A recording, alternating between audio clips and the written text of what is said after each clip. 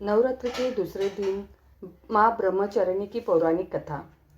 शास्त्रों की बात जाने धर्म के साथ। आज शारदीय नवरात्र के दूसरे दिन माँ दुर्गा के ब्रह्मचारिणी स्वरूप की पूजा का दिन होता है। बता दें कि ब्रह्म का अर्थ तपस्या से है। माँ के ये रूप अपने भक्तों और सिद्धों को अनंत फल देने वाला है। इनकी उपासना से तप, त्याग, वैराग्य, सदाचार और संयम की वृद्धि होती है। शास्त्रों में ब्रह्मचारिणी का अर्थ तप की चारिणी यानी तप का आचरण करने वाली बताया गया है। देवी का यह रूप पूर्ण ज्योतिर्मय और अत्यंत भव्य है।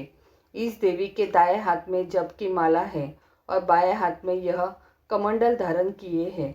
चलिए जानते हैं इनका कथा के बारे में।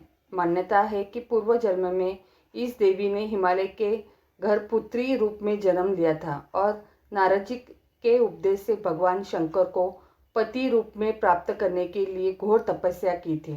इस कठिन तपस्या के कारण इन्हें तपचारिणी अर्थात ब्रह्मचारिणी नाम से अभिहित किया गया है। 1000 वर्ष तक इन्होंने केवल फल फूल खाकर बिताए और 100 वर्षों तक केवल जमीन पर रहकर शाक पर निर्वाह किया। कुछ दिनों तक कठिन उपवास रखे और खुले आकाश के नीचे वर्षों और धूप घोर कष्ट सहे। 3000 वर्षों तक टूटे हुए बिल्व पत्र खाए और भगवान शंकर की आराधना करती रही। इसके बाद तो उन्होंने सूखे बिल्व पत्र खाना भी छोड़ दिए। कई हजार वर्षों तक निर्जल और निराहार रहकर तपस्या करती रही।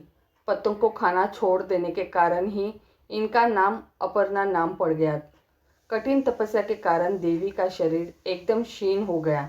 देवता, ऋषि, सिद्धगण, मुनि सभी ने ब्रह्मचारिणी तपस्या को अभूतपूर्व पुण्य कृत्य बताया, सराहना की और कहा कि हे देवी, आज तक किसी ने इस तरह की कठोर तपस्या नहीं की।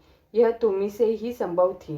तुम्हारी मनोकामना परिपूर्ण होगी और भगवान चंद्रमौली शिवजी तुम्हें पति रूप में प्राप्त होंगे। अब तपस्या छोड़कर घर लौट जाओ। जल्द ही तुम्हारे पिता तुम्हें बुलाने आ रहे हैं।